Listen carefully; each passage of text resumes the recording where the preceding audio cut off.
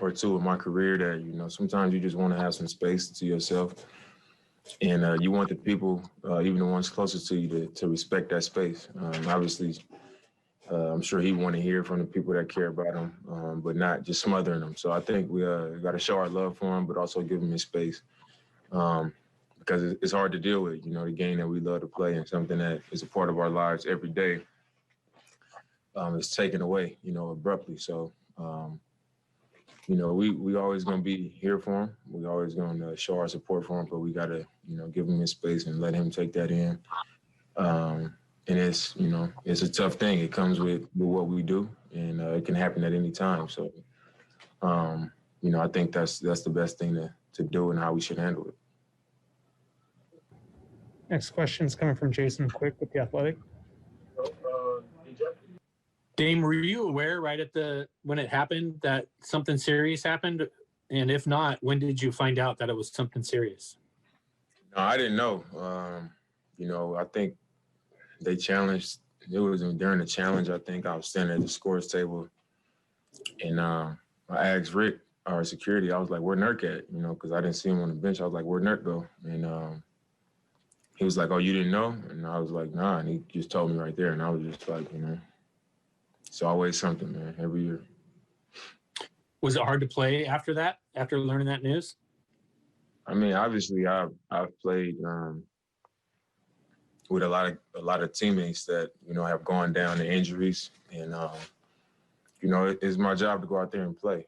Obviously, we play probably the rest of the games or the rest of that specific game with a little heavier heart. You got them on your mind because it's deeper than just being able to play a game.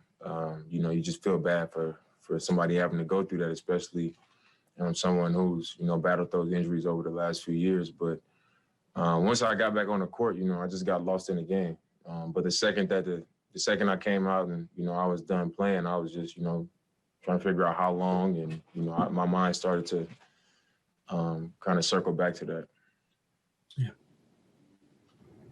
Next question is coming from AJ McCord with Coin 6.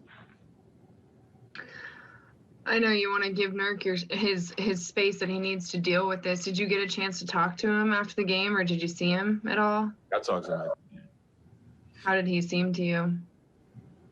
I mean, like you would expect, frustrated, disappointed, a little sad, I mean, like anybody would be in this situation. Another question coming from Jason Quick with The Athletic.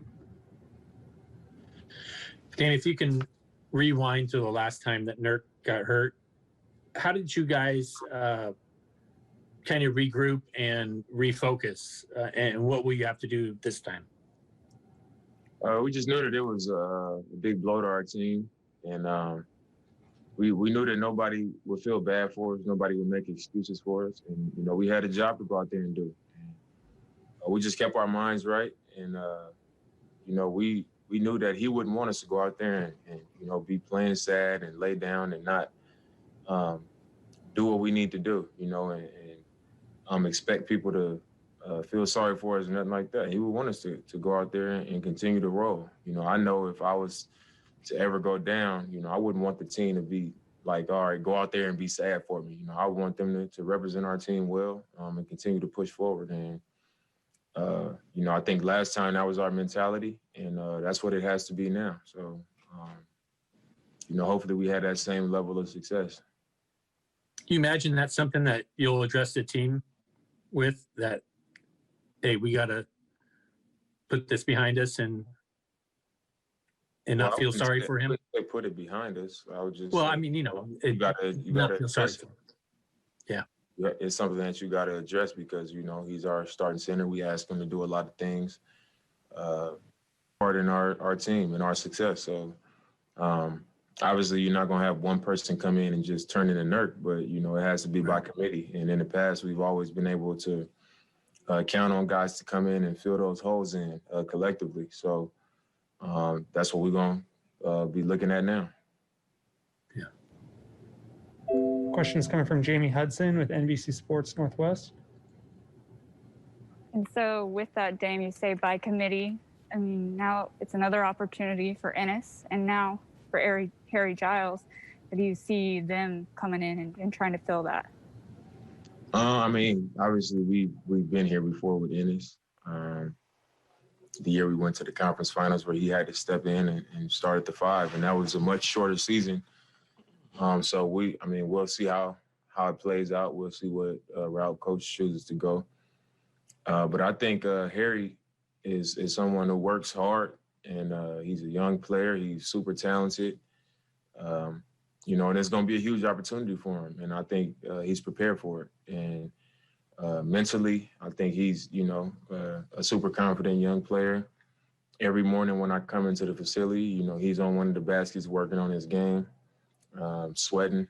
I see him putting the time in. So, I think a lot of players in the league, as the season goes on, it's hard to sustain that level of work when you're not getting an opportunity. So I think it's right on time for him because, he played well in the preseason. And he's been in the gym. He's been preparing himself for whenever that opportunity came. And I think now is here. And I think he'll be ready for it. And we're going to need him to be. Last question is coming from Aaron Fentress with the Oregonian.